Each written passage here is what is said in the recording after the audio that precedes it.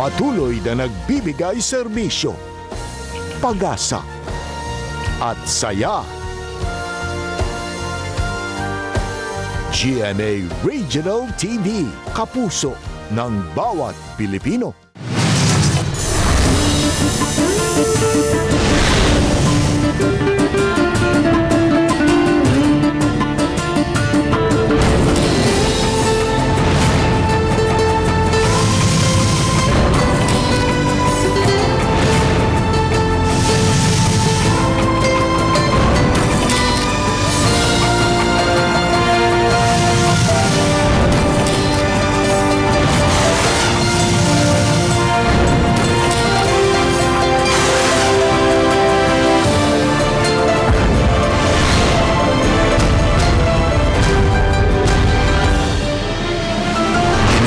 GMA Regional TV, Balitang Bisdak.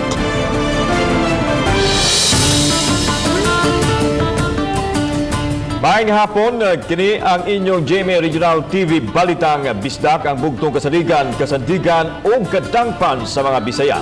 Sa ngalan ni Bobby Nalsaro, ako si Alan Domingo. Na maghatod sa labing dako og nag-unang mga balita nga mahinungdanon sa Central ug Eastern Visayas, ako si Nico Sereno. Ako si Cecil Kibod Castro, live si GMA Complex sa Dakbayan sa Sugbo.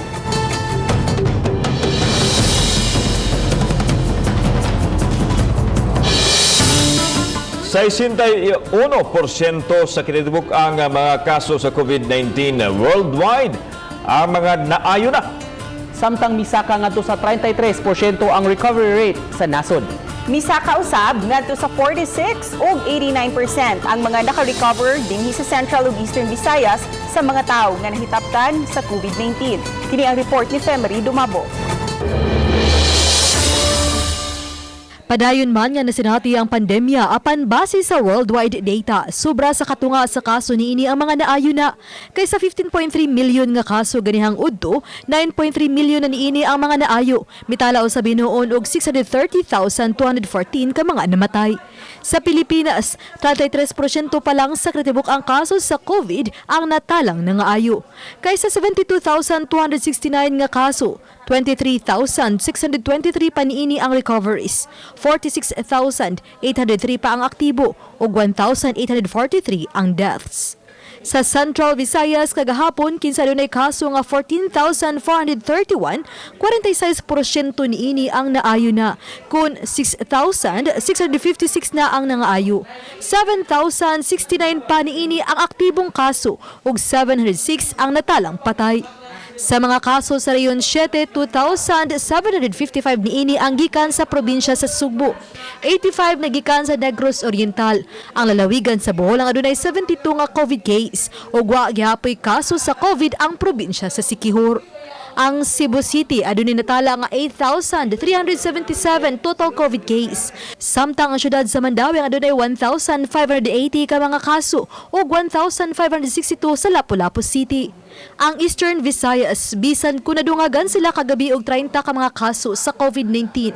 Mitala gihapon sila og 89% sa mga naayo, kung 644. Gikan sa 725 sa kinatubok-ang kaso, ang ilang recoveries. 78 ang aktibo ug 3 ang natala nga namatay. Ako si Femery Dumabok. Balitang Bisdak. 12 usab ka mga bagong nagpositibo ang napuno sa talaan sa Dakbayan sa Talisay. Sa pagkakaroon, 651 na ang total confirmed cases sa Dakbayan. Hinoon na naanarang sa 186 ang mga nagpabiling active cases. Kini basis sa post sa Talisay City PIO sa ilang social media page. Ang Barangay Manipis o Barangay Campo 4 ang pabiling walay aktibong kaso. 26 ka mga recoveries na usab ang nadugang gahapon.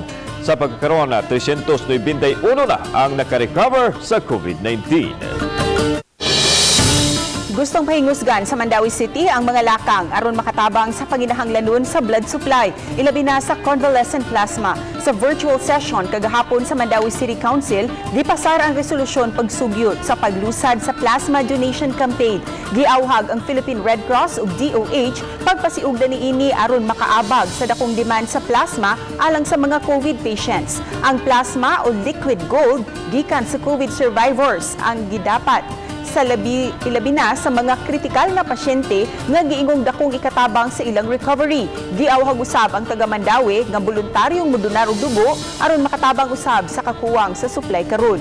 Gusto ni Konsehal ni Risa Sun Ruiz nga kun mamahimong magpapirma og waiver sa mga Mandawi patients sa quarantine center kung andam silang modonar og plasma. Samtang usa ka hematologist o doktor nga nag-specialize sa dugo nag-awhag nga di ibaligya ang plasma, inay idonar kini nga libre. O pirma na sila o parang voluntary nga, parang waiver or a form nga sila mo volunteer if necessary ang ilang dugo. Kaya actually, nagunahuna yun unta ko nga akong ipa mandatory. Kaya this is a health crisis, it's an emergency, it's a pandemic. Yeah, pero doon nag-happy questions on the human rights. Now, katong mga nangaayon na nga pasyente gikan sa COVID-19, naa na ni sila igong antibodies sa ilahang lawas. So kaning mo ni siya karon nga kaning antibody mo na sad ni atong gikuha gikan sa ila para ihatag na pud nato sa laing pasyente para matabangan sa tong uban. Kapitan sa barangay Gunob, Lapu-Lapu mitataw nga walay nadawat nga bisan piso ang barangay sa transaksyon sa pagpalubong sulod sa Municipal Cemetery. Si Luan Merondina sa report. Gikonfirmar ni Kapitan Eleanor Fontanoza nga sukad pa sa miaging administrasyon wala na gitugutang pagpalubong sa Municipal Cemetery kay wala nay bakante. Apan kay wala may klarong kasulatan kabahin niini, hinungdan nga mitugot lang siya nga may magpalubong sa Municipal Cemetery ilabi na ning panahon sa pandemic nga puliki ang mga samang. Wala may advice nga dili palubngan kay gani ang gihimo nato diri sa barangay nangayo lang tag burial permit and at the same time ang ilang death certificate. Apan giklaro sa kapitan nga wala na ningil og bayad ang barangay sa mga kabanay sa namatay. Wala usab siya kasayuran sa gikatahong dakong singil sa pagpalubong nga moabot sa 12,000 pesos. So far the barangay did not collect any single centavo. Wala or even nga kuan for free gyud na. Ang pagpalubong dito, mangayo gid sila aning kontrasinyas nilang certification from the barangay. But ang barangay wala gid mag-inform. Samtang gitanaw karon sa OIC City Attorney ang mga mamahimong tulubagon nila ni Elmer Tampos, Edward Soronio ug Noel Odiada sa uban pang mga tao nga may posibleng kalabutan sa illegal nga transaksyon. Nasayran sa City Attorney nga ang ubang mga nitso gipanghabwaan lang nga way abiso sa tagtungod aron mapahimutang ang bag-ong ipalubong. Base sa lagda, ang City Health Office lang ang makahatag og pagtugot kung adunay mga bukog sa mga minatay nga gikinahanglang habwaon gikan sa nitso. Apan nasayran sa City Attorney nga gilaktod lang kini, ilabi na kung adunay mga namatay nga gikinahanglang ilubong dayon. Nahibaw-an na to nga if magtukod og mga bag-ong structure nga mga nitso, kinahanglan sila og DOH permit, which in this case walay nahitabo. So ang among assumption nga naay gihabwa pero naghimo gid sila bag-o nga mga nitso didto nya. Og naputay habwaon naama na sa DOH guidelines sa kanang disposal sa patay, no? Uban ni Godfrey Rilien, Luan Merondina, Balitang Bisdak.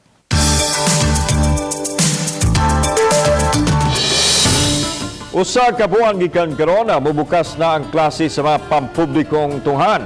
Andaman na baka matinunan sa mga dapit nga dakong hagit ang pagsagop sa kabaguhan.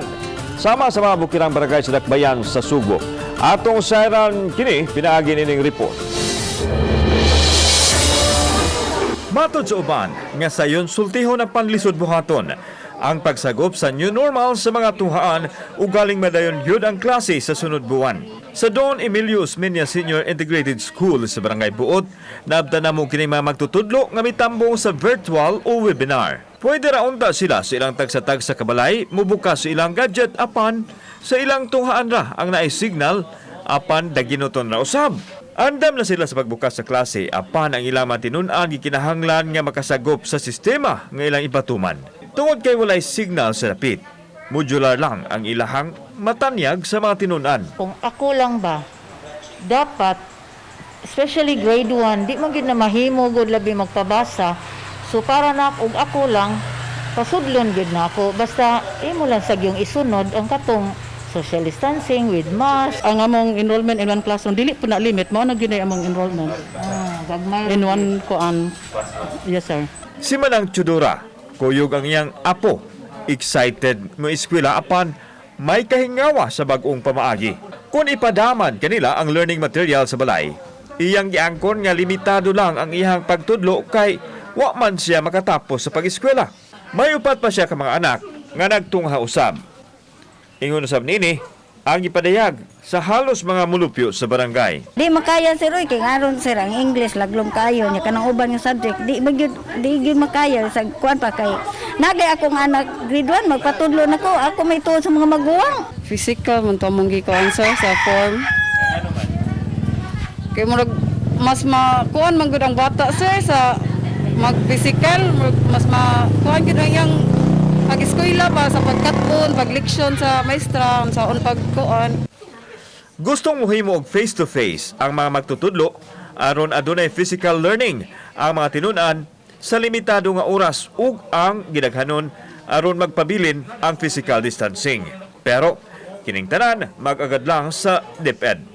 Bisan og walay COVID case sa Barangay Buot, apan nahisakop kini sa dakbayan sa Sugbo nga ubos sa hugot nga quarantine status. Sunod lang gyud mig unsay isulti, maingon ganig dili madayon maghuwat tag kanus-aw. Sunod ra gyud ta. Kauban si Marlon Milgaso, ako si Alan Domingo. Balitang Bisdak.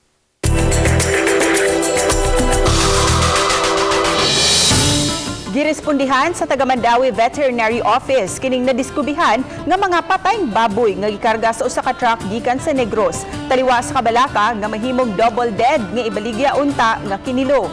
Ani ang report. Daplin sa daan sa Barangay Kasili, nakit-an ang pagdiskarga sa mga patay nga baboy gikan sa usa ka truck. Mismo si Mayor Jonas Cortez ang nakalabay niini ug mitawag sa Taga City Veterinary Office. 8 ka mga baboy tanan ang nangamatay gikan sa maong truck ug gikabalakan nga ibaligya pagbalik sa ubos nga presyo. Upon interview murag ingon nagipanghatag. So meaning i-consume siguro to mo to dili wala sugdi si Mayor. Iya jung gihuwat no na makuan ma-secure para dili siya ma-consume sa public. Ang mga baboy gikan sa Negros Oriental ug isupply dinhi sa Sugbo. Kumpleto hinuon kini sa mga papeles apan posible nga sa kalangan sa biyahe ug kainit may mga namatay gayud. Laing nakitang hinungdan ang kahuot sa mga aslunon nga baboy sa maong truck nga nagkarga og 130 tanan. Gipalubong dayon ang maong mga baboy sa compound sa City Slaughterhouse. Pahimangno sa City Vet sa Katawhan, maniguro gyudaan sa paliton nga karne gikan sa mga otorisado nga baligyanan sama sa wet market ug supermarket. Daghan biya siyang kanang namaligya na dili legitimate sellers, no? Baligya lang. So atong gihangyo na ang consumers nato mangita jud sila og meat inspection certificate. Kana nagpamatuod na ang mga baboy ni agi og inspection before siya giihaw. Matud ni Merilles, pabilin nga ASF free ang Mandawi City. Sa pagkakaron, gidili ang pag-angkat og baboy gikan sa Luzon, Mindanao ug Region 8. Sagad sa mga supply sa karne nga baboy dinhi sa ato gikan sa Negros. Uban ni June Solon, Nico Sereno, Balitang Bisdak.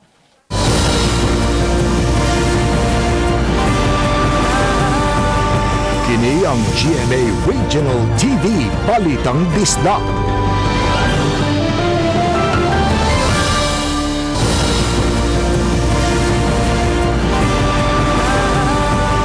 Kini ang GMA Regional TV Balitang Bisdak. Mga kabanay sa mga nakalas nga gipanglubong sa Municipal Cemetery sa dakbayan sa Lapu-Lapu, misaysay nga way mga kabilya ug lapida ang lubnganan sa ilang mga minatay bisan pa man kun 12,000 pesos ang ilang nabayaran. Siluan meron din sa live report. Bye!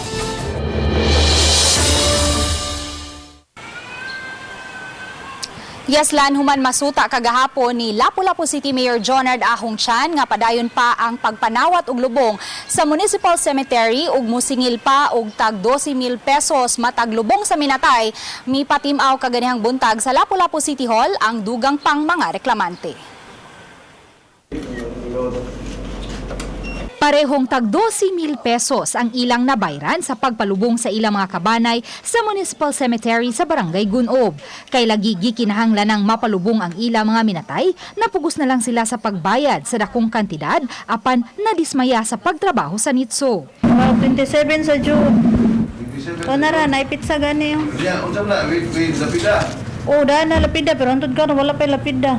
Patay mong gibarutan mayor, kantay katong wapay human, ato ko pumangtunog manghod, katong napagigibakbak dito na yung mga kalansay, kita na ito dito. Naikuwatan na resibo? Wala resibo kay hanggang may gisinidi. Wala resibo niya, nga akong gitagaan nga babae, ang akong gitagaan siya, unta, nga gitudlo man to niyang babae, nas kilid sa gawas, sa entrance ba? Usa sa mga reklamante, mibutyag nga COVID ang namatyan sa iyang amahan. Matud niya, silyado ang lungon sa iyang amahan, apan dinali-dali ang paghimo sa NITSO niini, ug way klarong pundasyon. Ampo gini nga solusyonan dayon ang katungkuan kay para di na makatakod ba sa lain. Oo. Kay kuan pod luoy pod ang mga tao dito palibot ba. Gipasabot sa mayor ang mga reklamante nga tungod kay mihimo karon og investigasyon ang dakbayan sa gikatahong ilegal nga pagdawat og mga pagpalubong sa Municipal Cemetery nga gipasiugdahan sa pipila ka mga tao, busa gipasirad na karon ang samang. Dako posibilidad nga mausab gina ang porma sa inyong pagpalubong kay di mo gina safety. Kay kung pasagda na to na ato kamo kita magin mo imo COVID tong imo. Wa man toy way finishing sword. Why finishing gawas? Why finishing imabaw niya? Why kabilya? Yang gibutan 2x2. Unyang bubigay lagi ito. Sa wala pang mahinabi sa mayor ang dugang mga reklamante, gipatawag na sila si Elmer Campos, Noel Odiada ug Edward Soronio ug ang igsuong konsehal ni Soronio aron usab makuha ang ilang habig. Si Konsehal Zotico Soronio nga gikuhaan sa iyang habig sa mga sakop sa media, nagdumili pagluwat og pamahayag. Ako lang sana ikonsulta sa pagkakaroon. Sorry kayo mama, sorry kayo.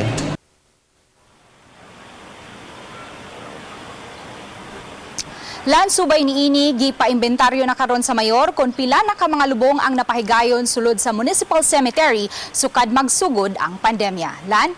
Salamat, Luan Merondina. Kasamtangang gisirad-an ang Tagbilaran Maternity and Children's Hospital sa Tagbilaran City, Bohol, human admit didto ang manghod sa usa ka COVID-19 patient. Gisirad-an kini hangtod adunay negatibo nga resulta ang RT-PCR test sa 5 anyos nga lalaki nga na-admit alas 3 sa kadlaw niadtong July 19 gumikan sa hilanat ug pagsuka-suka. Unang impresyon sa mga doktor nga gidengge ang bata kay wa man taro nga pagtubag sa inahan ang DOH questionnaire kalabot sa posibleng COVID-19 exposure. Nakauban sa maong bata sud sa kwarto ang laing dengue suspect patient. Apan human sa kapin usa ka oras, mitawag ang Tagbilaran Health Office ug may pahibaw nga ang 5 anyos manghod sa 13 anyos nga COVID positive patient. Gumikan kay dili COVID-19 referral ang Maternity and Children's Hospital, gibalhin ang pasyente sa Celestino Gallares Memorial Hospital. Gihimo gilayon ang disinfection o gi-quarantine ang 16 ka mga staff niini.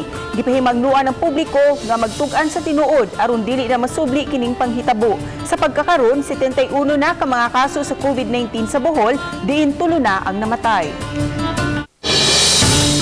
Human gianunsyo ni Presidente Duterte nga dakpo na ang mga tao nga dili magsulog og mask, mas istriktuhon na sa kapulisan sa lalawigan sa Sugbo ang pagsikop sa mga tao nga dili mosunod sa protocol. Samtang mukabat na sa 44 ka mga pulis sa lalawigan ang nataptan sa COVID nunutsab sa padayon nila nga pagserbisyo ning panahon sa pandemic. Ani ang report.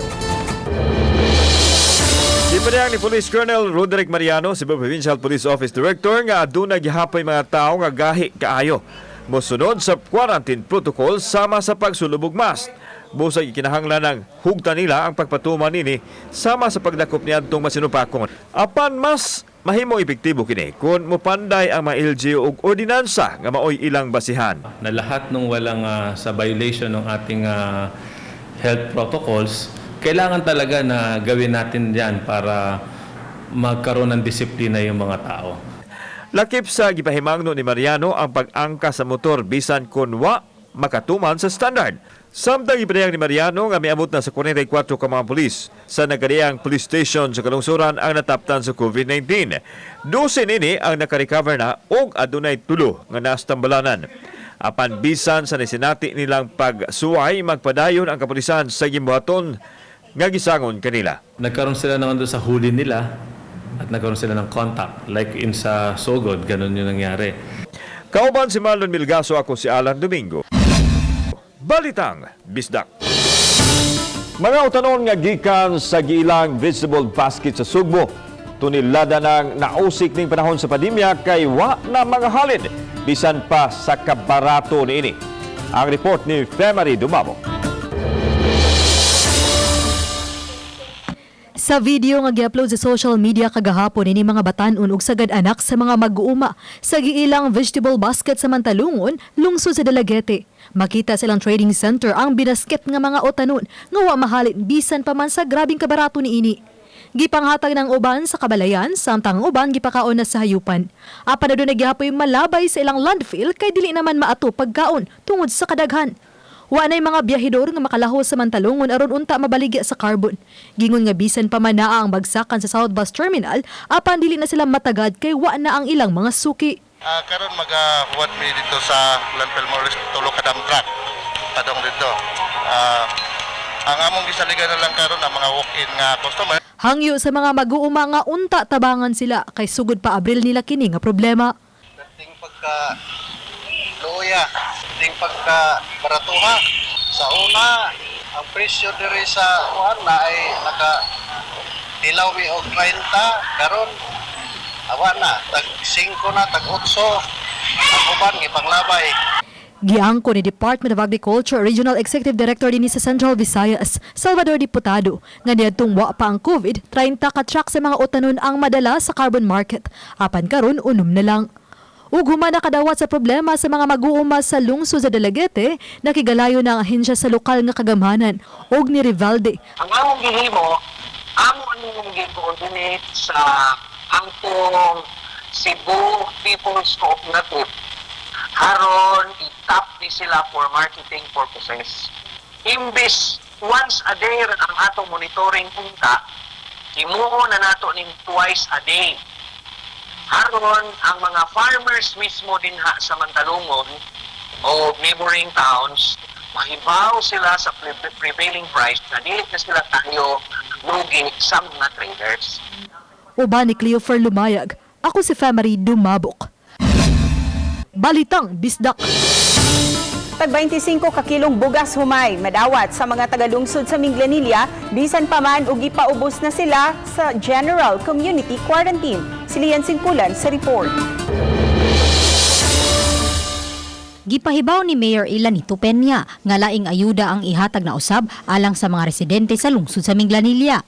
Apan itandi kaniadto nga tag sa kasakong bugas nga tag 50 kilos, karon tag 25 kilos ang ilang ihatag. Kini na ang ikaupat nga wave sa bugas nga ihatag sa mga malupyo sa maong lungsod. Hinuon gidugang sa mayor nga gawa sa 25 kilo nga bugas, may dugang na kining dilata ug mga vitamins. Together sa Vice Mayor, sa Gunayang Bayan, nakasabot na yun na muhatag ni bugas o kuan mga linata plus vitamins. O tanan, why gipili? Para sa una ko, paghatag na mag-usa ka sakong bugas. Sa among pagbisita sa sports complex sa lungsod kaganiha, anam-anam nang nangabot ang mga sinakong bugas. Gidugang sa mayor nga susama ra gihapon ang ilang gi-purchase kaniadto nga 43,500 ka mga sako. Mahatag na kini ngadto sa nagkalain-laing barangay sa lungsod sa sunod nga semana. Nag-meeting ko atong previous day, mga kapitan, ako nang ipasubmit ang mga tao nga kisa to matigaan. Kay harong hapsay ang panghatag ba. Uban ni Renate Quiñones, Lian Singkulan. Balitang Basta.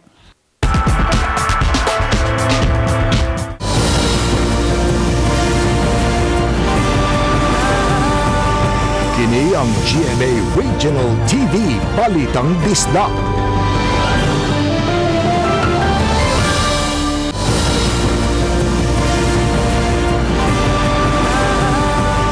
Kini ang GMA Regional TV Balitang Disdak. 13 ka mga locally stranded individual kun LSI sa lalawigan sa Negros Oriental nagpositibo sa COVID-19 human mas swab test. Nagikan ang 13 ka mga LSI sa nagkalain-laing dapit sa nasod. 2 kanila mga batang lalaki, samtang 5 kanila mga repeat swab test. 3 kanila sakop sa armadong kusog sa Pilipinas. Asymptomatic hinoon ang sagad sa mga bagong kaso. Samtang ang uban adunay mild symptoms sama sa sore throat sa mga bata. Sa pagkakaroon ng Negros Oriental adunay 78 ka mga kumpirmadong kaso sa COVID-19. 49 kanila naka-recover na. Adunay 26 ka mga active cases samtang 3 ang mipanaw na. Sagad sa naka-recover ang masakop sa 302nd Infantry Brigade sa Philippine Army. Sa 21 nga nagpositibo, 18 naka-recover na. Samtang sa Minglanilla, miabot na sa 310 ang confirmed cases. Base sa COVID-19 update sa lungsod, 79 niini ang active cases, 212 na ang naka-recover sa maong sakit, ug 19 usab ang mitaliwan.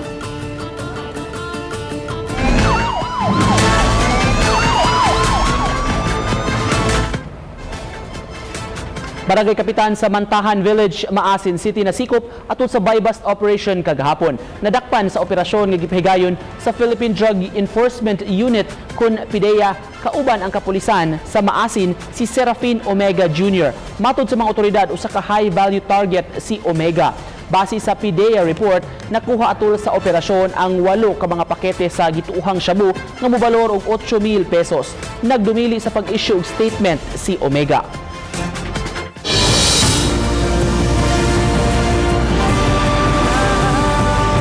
Kini ang GMA Regional TV Balitang Disdak.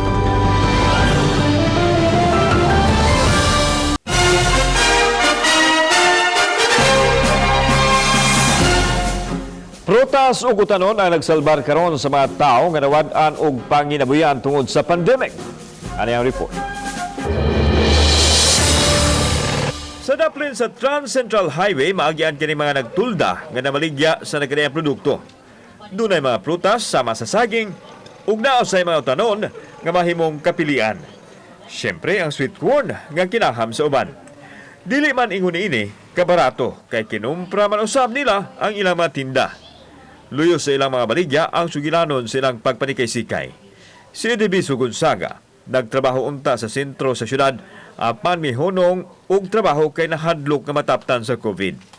Tulo ang iyang mga anak busag kinahanglan siyang manikay-sikay pinaagi sa pagpamaligya sa daplin sa karsada. Pagsugod siya sa lockdown dyan. Wala, mahadlok ko balik siya dyan. Mahadlok ko balik trabaho. Nanirado usab ang gitabahoan ni Jovelyn. Busa naninda na usab siya aron makatabang sa iyambana pagbuhi sa tulo nila ka mga anak. Wala naman mi trabaho, maong nakadesisyon mi sa kong kauban sir nga maninda na lang mi para makapalit mig among pangonsumo sir ba. So, igo-igo na bang kita? Igo-igo ra gyud sir. Kuwang gamay pero maningkamot lang gyud mi sir nga makapaigo ra gyud kay wala naman mi laing choice. Sa panahon karon, dili mahimong magtungok ug maghuwat na lang sa hinabang gikan sa gamhanan ug sa pribadong sektor. Busa, gikinahanglan nga mo diskarte aron mabuhi. Kauban si Marlon Milgaso, ako si Alan Domingo. Balitang Bisdak. Daghang salamat sa mga kapuso nato apil na ang nasa gawas sa nasod nga nakisayod sa mga dagko ug mga nag-unang balita sa rehiyon. Ako si Nico Sereno. Gikan namong tanan dinhi sa Central ug Eastern Visayas, ako si Cecil Kibod Castro. Ang inyong balita, ang among balita, kay matag lokal nga balita mahinungdanon. Kini ang inyong GMA Regional TV Balita Bisdak. Buong puso para sa Pilipino. Sa ngalan ni Bobby Alzaro, ako si Alan Domingo. Maayong hapon, mga kapuso.